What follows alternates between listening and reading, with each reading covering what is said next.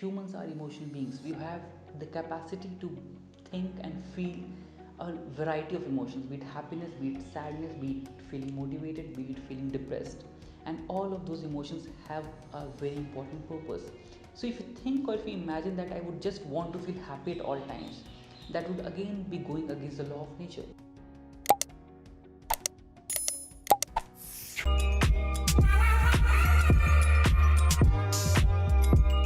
This is one of the most popular things our generation is deeply invested in. Everyone is talking about it, everyone is posting about it, and everyone wants to get things done just by the power of the thoughts. It's the law of attraction. And it was made famous by the book The Secret, which says that you can get whatever you want if you choose to focus on it and think about it consistently. So, if you want to have loads of money, all you need to do is imagine yourself having loads of money and the universe will make it come true. If you want to have a car, just imagine yourself having a car and the same will happen as well. So, it holds true for relationships, it holds true for money, it holds true for power and everything that you can ever imagine. But coming back to the most important question, does law of attraction work? The answer is sadly no, it doesn't. And if law of attraction doesn't work, why do so many people believe in it? There could be a couple of reasons behind it. The first reason could be that humans are curious beings and we are always in lookout for shortcuts. So if you want to have money, if you want to have power, or if you want to have a car, you'd look for the shortest way out to get that thing for yourself. And law of attraction gives you that. It just says you that you just need to focus on your thoughts, you just need to focus on your single thought and you'll get whatever you want. So that shortcut that law of attraction provides to anyone is what makes it attractive to everyone around the world. Second reason on why do so many people believe in law of attraction is because of the thoughts. Our thoughts are extremely powerful, and it has the potential, it has the power to change your entire spectrum of life. Because whatever you're thinking today, whatever you're feeling today, has a very important role to play in the decisions you make today. And the decisions you make today would shape your destiny in the future. So, whatever you're thinking today has a very important role to play in the future that you build for yourself. And this is why thoughts are so much important for you. And it's very much obvious to think about the relation between thoughts and law of attraction, because at this point you might feel that both are nearly the same thing, but they really aren't. Our thoughts are extremely strong, that's true. And law of attraction talks about the power of thoughts. It does. But the result we get is not only dependent on our thoughts, it's dependent on many more things. That depends on our efforts, that depends on our timing, that depends on our luck, and many other things as well. So your actions doesn't always lead to the outcome that you want. Your thoughts don't always lead to the outcome that you want. There are many other factors that define the outcome of your life, and it's just more than your thoughts. And to explain how much powerful your thoughts can get, let's start with a small example. David was a hardworking student in college. He really wanted to get a job, and that's why he studied so hard. He did all the courses, he passed all the courses, and he wanted to make sure he gets a job after he passes out. So, the moment David gets his degree, he gets out to give an interview. On the very first day of the interview, he went in a black shirt. He did all the best he can, but there were some problems and he couldn't get selected in the interview. And he was really sad and very dejected. But again, he didn't lose hope. He went out to give another interview. Again, he was wearing the same black shirt. Sadly, he failed again. And then again, on the third time, he went again in the black shirt and then he failed all over again. He was really terrified, he was really sad about the things.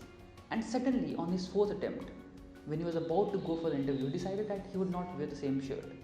He takes out his blue shirt from the almirah and he wore it and went to give the interview. Luckily enough, he got selected. He was really happy, he was really excited. But with all that happiness, with all that excitement, there was another belief that was stemming in his mind. And that belief was that black shirt was unlucky for him. Black shirt was not destined to help him out.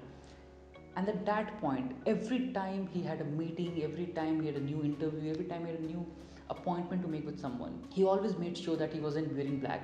And if by any chance he did wear a black shirt, things turned out to be bad for him.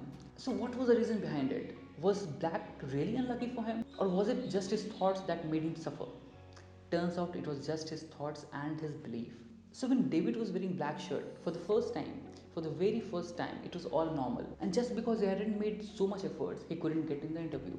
In the second or third time, when the belief was started to stem in his mind that black is bad for him, every time he wore that black shirt, he had a sense of fear, he had a sense of dejection, and he had a sense of doubt for himself that if I'm wearing black, I wouldn't be able to do my best.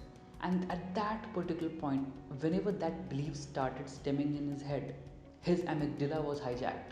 And when his amygdala was hijacked in this emotional situation, he couldn't react rationally to things. So every time he went to give an interview in the black shirt, because of his emotional reactions, because of him not acting rationally, he was not selected every time.